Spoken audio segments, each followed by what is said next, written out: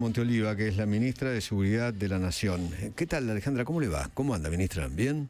Muy bien, Eduardo. Buenos días. Gracias por venir. Para todos. Gracias por venir, gracias por su tiempo, gracias por venirse gracias a tomar a un café ustedes. con nosotros. Gracias.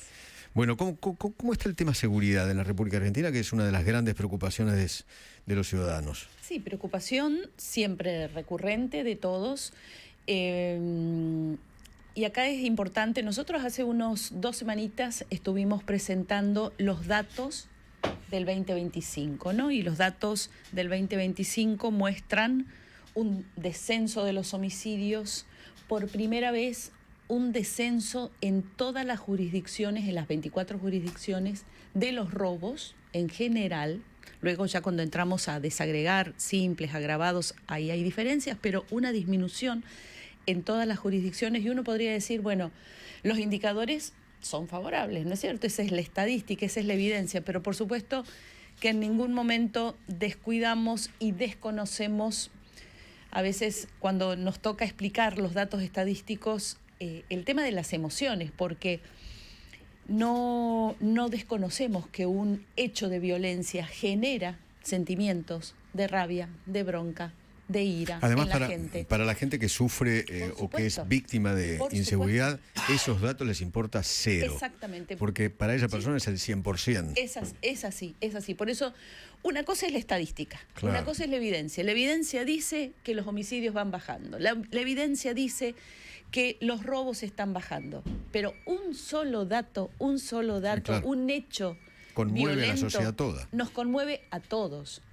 Lo del chiquito Monzón, por ejemplo, ¿no? Eso conmovió al país, ¿no? Por supuesto. Además, apuñalado por otros 2 chicos de 14 años, ¿no? Exactamente. Eso o el asesinato, el homicidio de una persona, de cualquiera, pero de un jubilado a golpes, claro, o lo que fuera. Es decir, tuvimos un par de hechos muy significativos, de mucho impacto, y eso impone, por supuesto, seguir trabajando, seguir orientando los recursos hacia la inteligencia criminal, hacia la información y, por supuesto, el fortalecimiento también de las fuerzas en el abordaje de los delitos. El kirchnerismo siempre tuvo como eje de su gestión y su mirada siempre en el victimario, siempre en el delincuente, a favor de los delincuentes. Sí.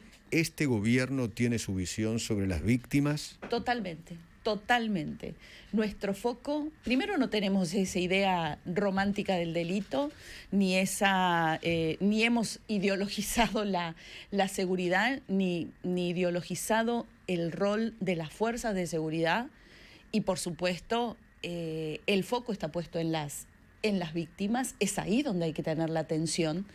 El foco está puesto en el rol que juegan las fuerzas de seguridad, y el foco está puesto en abordar el delito y la violencia como debe ser, como un problema que hay que resolver, no justificarlo, que hay que resolver, que esa es la gran diferencia que tenemos con el kirchnerismo. Una de las grandes críticas que recibe este gobierno y su ministerio en particular, con Patricia Bullrich antes y ahora con usted, que es un gobierno represor. Yo creo que es entender mal que es incluso la represión, y entender mal no leer el contexto y no leer lo que venimos haciendo. Nosotros lo que estamos haciendo es devolver el orden al país, empezar a trabajar la seguridad en serio, porque en seguridad es muy fácil hacer la plancha, mirar para otro lado y los gobiernos pasan. Y muchas veces hemos visto eso.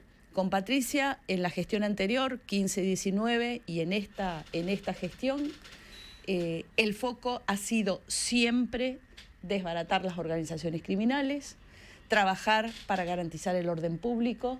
Y bueno, hay que tener decisión política y hay que bancarse las consecuencias, Eduardo. Entonces es muy fácil de afuera decir, ay, la represión. Eso no es ni de cerca una acción represiva.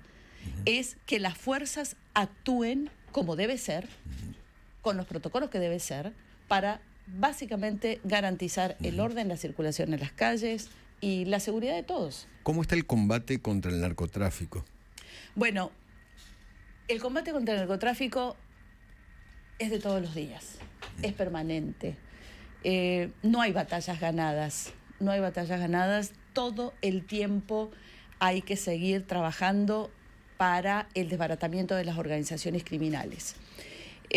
Nosotros tenemos un referente clave, un ejemplo que venimos no solo posicionando en la región, en América Latina, en el mundo.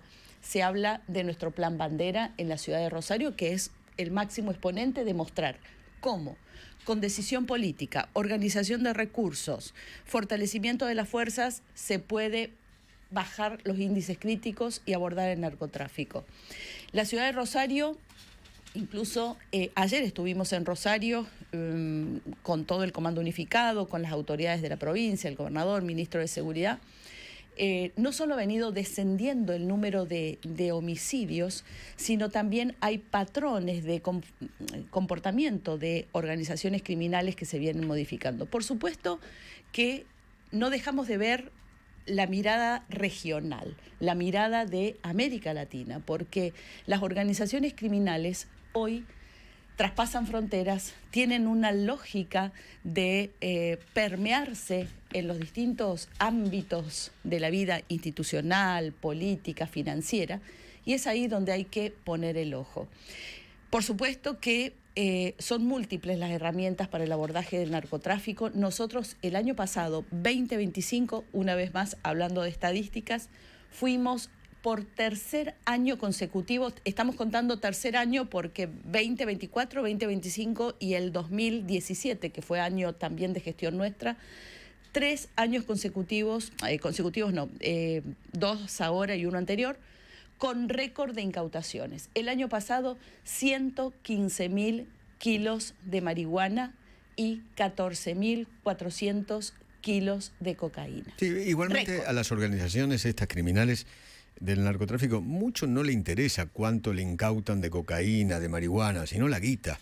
Por supuesto, ¿no? El lavado de activos, que es uno de los frentes donde hay que atacar, y el otro frente donde hay que atacar son las modalidades de reclutamiento, porque el reclutamiento de personas en distintos rangos etarios y para distintas funciones es el combustible de las organizaciones criminales.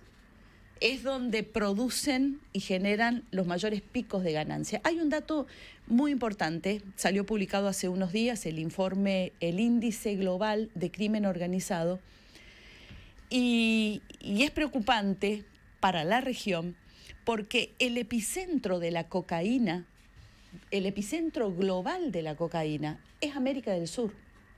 América del Sur, ¿sí? El conjunto de países que conforman América del Sur. Colombia, Bolivia. Paraguay. Claro. ¿Sí? Es decir, son elementos muy importantes a tener en cuenta porque eso marca la dinámica de las rutas, la conformación de organizaciones criminales, la diversificación y, por supuesto, impone la necesidad de fortalecer controles, repensar políticas migratorias, repensar flujos de movimientos de dinero y, por supuesto, las instancias de control. Hoy cada vez el control sobre el crimen y las organizaciones criminales requiere más inteligencia que nunca y es un desafío mucho más fuerte que hace 5, 10 o 20 años atrás.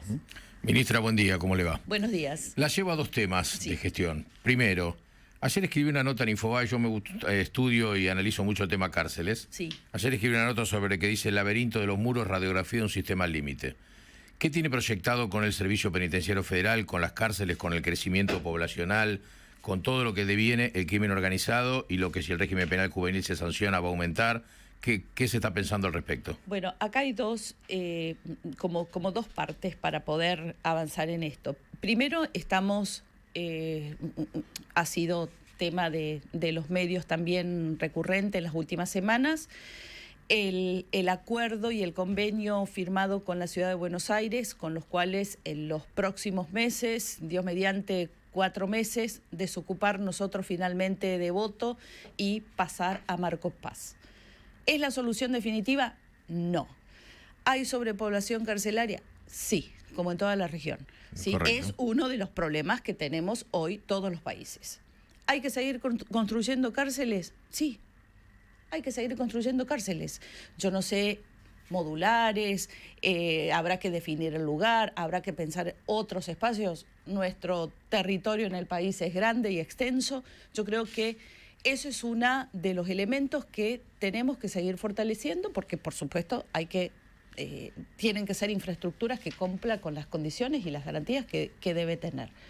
Pero es evidente que sí hay un déficit de espacio, nos viene pasando a todos los países de la región, y ese es un tema que hay que tener en cuenta. Otro es los institutos para jóvenes, para adolescentes, que en el marco que se apruebe la baja de imputabilidad hay que realizar, y ya se viene conversando con las provincias, porque acá también hay una participación importante de las provincias, claro, en reformular, reestructurar, mejorar. Ese también, todos sabemos que este cambio requiere recursos y requerirá presupuesto. Cuando salga esa ley de baja de imputabilidad, ¿a los 13 o a los 14? Porque todavía no, el gobierno, ustedes pretenden 13. El 13. Me da la sensación que el PRO 13 no acompaña, querrían 14, qué sé yo, para que ustedes consigan el número. Supongamos que es 14, ¿no? Que quede de esa manera. ¿Va a haber cárceles especiales para esos delincuentes menores? Inicialmente, no pueden estar con los mayores. Por supuesto, no pueden estar con los mayores, no van a ir a lugares donde nosotros hemos avanzado mucho y hemos trabajado también eso con las provincias, para que las provincias también empiecen en la historia criminal o criminológica de cada uno de los presos, porque eso es lo que permite clasificar igual. Dentro de los menores no es lo mismo uno que robó, otro que violó y otro que mató. Claro. ¿Sí? Son todas situaciones distintas. Y acá el proyecto de ley tiene un foco puesto que es un componente socioeducativo fuerte y permanente. Entonces deben ser instituciones que garanticen que ese proceso formativo de educación tiene que estar presente. Entonces habrá que reformular y reencaminar esas estructuras también con las Pero no van a ir a estos institutos de menores y qué sé yo. No, de hecho hoy los menores jóvenes adultos tienen otro sector en Marcos Paz. Exactamente, claro. Hay sectores definidos, en ningún momento sería irracional pensar, combinar, mezclar adolescentes o menores en este caso con adultos, independientemente del delito. La llevo al tema que ayer hablamos con Edu, porque es un tema que nos llega a nosotros de distintos ámbitos, y tiene que ver con las atenciones médicas del personal de la Fuerza de Seguridad, IOSFA, Obra Social, reclamos, etcétera. ¿Qué nos puede contar? Porque diariamente una preocupación enorme. De la Fuerza Armada y de la Fuerza de Seguridad. Usted tiene prefectura y gendarmería en IOSFA. Exactamente. Bueno, este es un tema, yo les aseguro, a mí lo que más me interesa que nos acompañen y que nos crean son todos los efectivos de nuestras fuerzas, en este caso Gendarmería y Prefectura. Sí, Policía Federal, PCA, todo, digamos. Sí, pero ellos vienen vienen después. No los estamos descuidando en ese sentido, pero hoy tenemos una urgencia que es Prefectura y Gendarmería que suman con sus beneficiarios, grupo familiar y retirados 197.000 personas. 200.000 personas. 197.000 personas. Ese es el universo con el cual estamos próximos, muy próximos, yo me atrevo a decir horas. ¿Entre hoy y mañana sacar un decreto? El decreto se viene trabajando. Por eso. Sé que el decreto para las Fuerzas Armadas están. El decreto lo mismo? Para nosotros también. Okay. ¿Sí? Entonces, falta ese decreto de divorcio, como le llamo yo, porque de defensa y claro, porque para nosotros emprender nuestro camino, poder armar, el decreto plantea lo siguiente. Es una disolución de IOSFA, correcto, donde se separa Prefectura y Gendarmería de las otras tres fuerzas y cada cual inicia su camino. Nosotros ya tenemos el decreto para la conformación de una obra social de las fuerzas federales, y acá hago una aclaración para las fuerzas y para todos los que nos están escuchando. La idea no es crear un IOFITA nuevo, no es repetir el problema. Acá hay un cambio de paradigma frente a la gestión de la salud en las fuerzas. Es decir, no queremos que las fuerzas sigan definiendo, que se encarguen de gestionar la salud quienes tienen las condiciones y los elementos para eso. O sea, se acabó la época en que el Estado administraba salud, hoteles, colonias de vacaciones, etcétera. O sea, que iría una licitación para que privados asuman la atención. Primero se genera una obra social mínima me refiero a una estructura mínima, no acostumbrados a tener 200 personas, una estructura mínima, y esa estructura es la que iniciará un proceso de contratación. Nosotros ya hemos... Contratación de servicios. Correcto, claro, médico, en el interior. Una prestación de una prepaga. La red de prestadores. Se le ha brindado la información a las 12 prepagas más importantes del país, a 12 prepagas, de contarles cómo es la distribución, porque no es lo mismo. Pongo un ejemplo. Mucha gente nos dice, bueno, la policía de ciudad tiene determinada prepagada. Sí, pero la policía de ciudad tiene toda la gente acá en el AMBA y tienen un rango etario, usted se lo sabe muy bien, de 50 para abajo y no tiene retirados. Yo tengo el mayor lo más parecido volumen, que tienen ustedes es la PCA. Claro, yo tengo el mayor volumen de retirados repartidos en todo el territorio nacional y las cartas prestacionales no son las mismas, ¿sí? Entonces, el esfuerzo y el trabajo que hemos hecho, nos hemos apoyado en funcionarios del Ministerio de Salud de la Nación, de un reconocimiento profesional excelente que nos han ayudado muchísimo, y eso no dejo de agradecer, porque nos ha tocado a todos ponernos a estudiar y aprender un poquito de las obras sociales, porque algo nuevo, porque todos conocemos de las obras sociales lo que nos toca de manera directa y es pedir el turno, ¿sí? Pero otra es entender cómo funcionan y, por supuesto, garantizar esa prestación.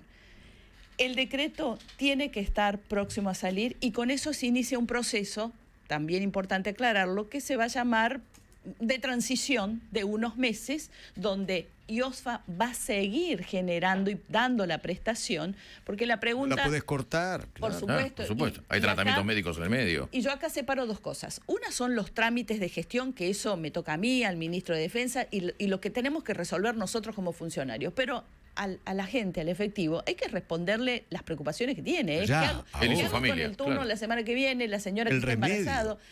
O el remedio... los tratamientos prolongados, tratamientos oncológicos, esas son las preocupaciones de la gente. Correcto. El tramiterío interno es problema nuestro, de los funcionarios, para resolverlo. Entonces, realmente es una preocupación y más que una ocupación permanente que tenemos. Lo vamos a resolver y en eso estamos, se los aseguro. Yo precisamente más tarde o mañana, no recuerdo ahí en la agenda, estoy en las emisoras de Gendarmería, en las emisoras radiales de nuestra fuerza, porque es importante a la gente explicarle el paso a paso. ¿Qué siente usted como ministra cuando le dicen que usted, Patricia, sus fuerzas son crueles, violentas, gasean niños, o le disparan a matar a fotógrafos? Mire, Eduardo, ese ha sido como creo que primero ese tipo de comentarios provienen de personas que no han entendido qué es la gestión de la seguridad, cuál es el rol de las fuerzas, qué significa la violencia, cuáles son las consecuencias del desorden. Acá hay que entender que desde hace 2 años, con el presidente Milei, la cosa cambió. El paradigma cambió. El paradigma del orden cambió. El paradigma de la ciudad que queremos, o de las ciudades que queremos, cambió. Porque también hemos hecho este trabajo al interior con cada una de las provincias, independientemente del color político. Porque cuando hablamos, por ejemplo, del protocolo antipiquete, no es exclusividad nuestra los miércoles a la tarde en el Congreso. El protocolo antipiquete lo han ido incorporando las provincias, ¿sí? Porque es una manera de garantizar el orden, la circulación, que todos puedan acceder a moverse en una ciudad, y por supuesto a nadie se le niega el derecho a manifestarse, no pasa por ahí, pero hay que tener orden, y eso es lo que hemos venido sosteniendo básicamente, ¿no?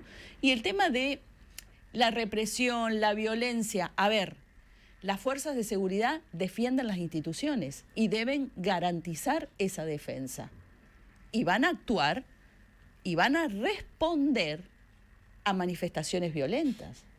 Si viene un grupo que prende fuego a un patrullero, que destroza un tramo de una avenida, que agarran a pedradas un comercio, las fuerzas van a actuar. Pasa en todas partes. Yo no sé si vieron las imágenes este fin de semana, el sábado, domingo, en Turín, porque siempre creemos que todos los problemas nos suceden a nosotros. Este fin de semana miraba precisamente cómo se movía y cómo actuó la policía en manifestaciones en Torino, en el norte de Italia, ¿no? Precisamente de orden público, en un horario nocturno, donde había poca visibilidad. Bueno, sucede en todos los ámbitos a la hora de defender la institucionalidad. Ese es el rol que tienen las fuerzas. Y nosotros como funcionarios debemos apoyar, defender y acompañar el buen actuar de las fuerzas de seguridad. Y cuando hay un exceso en la fuerza, se castiga. Por supuesto, por supuesto. Cuando no solo un exceso, el mal actuar. Nosotros el año pasado, entre estos 2 años, ha sido récord también en cantidad de efectivos y cantidad de personas que hemos ido sacando de las fuerzas. Yo le pongo un término, digo, bueno, cuando hay focos infecciosos, por llamarlo de alguna manera. Dentro de las fuerzas. Por supuesto. Cuando se identifica un foco infeccioso, para afuera el foco infeccioso. Es la única manera. Es la única manera. El tema salarios también es un tema por supuesto, picante. En gendarmería, en toda la fuerza, en policía. En todas las fuerzas. En todas las fuerzas. Ese es un tema que también se viene trabajando. Lo venimos de este tema. Todos estamos al tanto, me refiero el gabinete completo. Es un tema que venimos trabajando con el equipo de Toto Caputo, con Manuel, por supuesto. En esto, tanto Patricia como yo, todo el tiempo estamos buscando la manera y de dar una respuesta también, ojalá pronto. Por supuesto, no es un tema desconocido, no es un tema desconocido para nadie. Última pregunta por mi parte, Edu, si me disculpas. Días pasados vimos unos controles de migraciones en la zona oeste, coordinados con un juez federal, con Jorge Rodríguez. ¿Hay algún cambio en el control migratorio de aquellos que están en Argentina con permisos vencidos, etcétera, más allá de los lineamientos generales de entradas y salidas, ¿no?, del país? Bueno, sí, hay muchos cambios en términos de... hemos, por una parte, en la frontera, endurecido los controles. Correcto, ¿sí? Exacto. Endurecido los controles. Le doy 2 datos. Nosotros sacamos un videíto. En el mes de diciembre... Fue récord diciembre y enero de movimientos y de personas que fueron finalmente expulsadas. En el mes de diciembre expulsamos 2.403 personas y en enero 2.971. Pues yo dije, ¿y las expulsaron por qué? Son básicamente distintas categorías. Inadmitidos, el inadmitido no alcanza a entrar. Claro. Ahí entran... Queda en Ezeiza, se da vuelta y se va. Llegó en Ezeiza o en un puesto fronterizo, Claro. Sin papeles, el llamado falso turista, el que no puede justificar absolutamente nada de nada, ¿sí? Ahí hay un importante cúmulo de personas. Inadmitidos, deportados, personas extraditadas, ¿sí?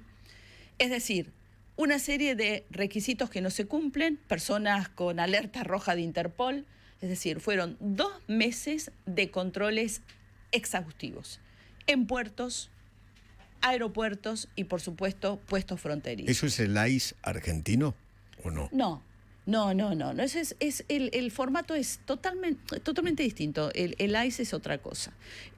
Nosotros es una política migratoria que tiene que fortalecerse. Hoy los movimientos migratorios son eje de una política de seguridad nacional. Son el eje de una política de seguridad nacional, porque el contexto cambió y hay que entenderlo, ¿sí? Yo les decía recién, Sudamérica es el epicentro mundial de la cocaína. ¿Cómo no vamos a fortalecer las fronteras, a mejorar los controles, a potenciar esos controles? La región en sí es vulnerable, ¿sí? Pero entonces, no hay entonces una política de persecución de migrantes en la Argentina. No es de persecución de migrantes. Acá quienes tienen que estar preocupados son quienes delinquen: homicidas, violadores, terroristas, etcétera. ¿Sí? Ese es el foco. El foco es ese. Quien comete delito. Quien comete delito. ¿Sí? Entonces, hoy en la región no somos únicamente nosotros los que estamos, en parte es ordenar. Migraciones integró a su ministerio. Sí, la Dirección Nacional de Migraciones hace mes y medio, 2 meses, se incorporó al Ministerio de Seguridad Nacional. Esto era algo que veníamos planteando hace muchísimo tiempo. No es gratuito que se integre a seguridad precisamente por esto, porque hace parte de la política de seguridad nacional. Y estamos conformando lo que vendría a ser una futura agencia de seguridad migratoria. Ahí está Valenzuela. Todavía no ha sido nombrado. La idea es que él se incorpore al equipo una vez salga el decreto. Estamos de vuelta. ¿O director de esa agencia o presidente de esa agencia? No sé Sí, cuál es el cargo. En el ministerio hay 3 agencias. Tenemos, con esta sería la tercera. Una de las agencias que tenemos es la AFE, la Agencia Federal de Emergencia, con quien estamos coordinando todo el esfuerzo de plan de fuego de las provincias. La otra agencia es el RENAR, lo que era el LANMAC. Correcto. Y la tercera agencia sería la Agencia de Seguridad Migratoria, que todavía no nació. Seguimos trabajando con el director nacional de Migraciones. Con el director nacional de Migraciones. Sí, esa sería la estructura. Y ese cargo sería ocupado por Valenzuela cuando lo nombre. El de director de la agencia. De la agencia. De la agencia y después abajo sigue, por supuesto, toda la estructura de migraciones. Obviamente. Como viene funcionando hasta ahora. Ok. ¿Sí? Alejandra, muchísimas gracias. No, gracias a usted, tiempo. Eduardo, a todos. Muchísimas gracias. Gracias. Alejandra Monteoliva, la ministra de Seguridad de la Nación.